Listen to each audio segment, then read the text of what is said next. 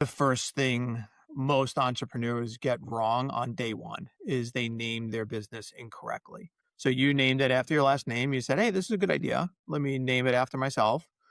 The worst things you can possibly name your business is initials like JD Roofing. Absolutely the worst. Second worst thing you can name your business is your last name. So you have the added bonus of having a last name that no one knows how to spell or pronounce, which is even worse, right? So you have kind of the trifecta of things to not do. When I wrote my book, Branded Not Blanded, naming is the biggest chapter because it is, like I said, the thing that most people get wrong on day one. And you will spend a lifetime trying to overcome the deficiencies of a poor name. And those deficiencies can be overcome, but the way that they're overcome is you need to overspend on marketing to overcome that flaw. So naming really, really important to get that right from day one. Names that deliver promise, names that evoke visuals, names that if I just verbally spoke that particular brand name, I would have a sense of what I might get as a consumer as a deliverable.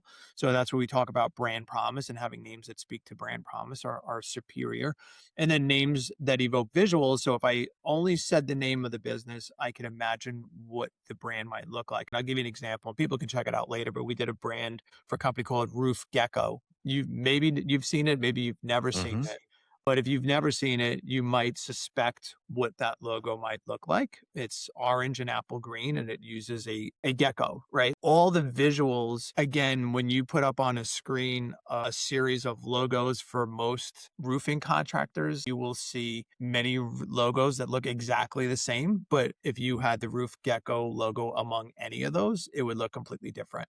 And so trying to think about branding in that perspective as well as what can I do so that my brand appears to be different than everyone else's, and then therefore most likely to be remembered and recalled later on. So colors is a good aspect. I think where you were going with the black and the apple green was in the right direction as far as trying to own a specific color palette that maybe no one in your market was using. That's actually a good idea. It's why when we do branding, we research the market and determine what colors are not being used in that particular market, and then make decisions based on what the marketplace gives us as far as opportunities to stand out in that particular market. But yeah, so it is kind of interesting when you look at roofing and you see the same clip art logos for roofer after roofer, and we call that blanding, and sort of that notion of blending in. And those are the same people who are pissed off at Google because they're spending so much on their leads, and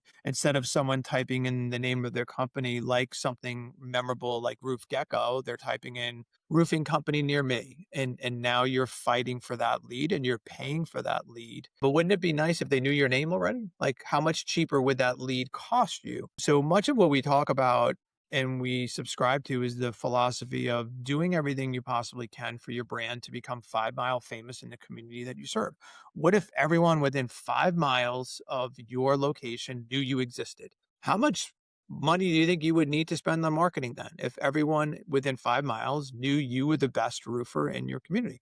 And how do you become 5 mile famous? What do you do to become 5 mile famous? And so the idea of disruptive branding and then developing brands that are sticky, that live in people's minds, that deliver promise, that don't look like everyone else's. I mean, those are all aspects of how you do that truly.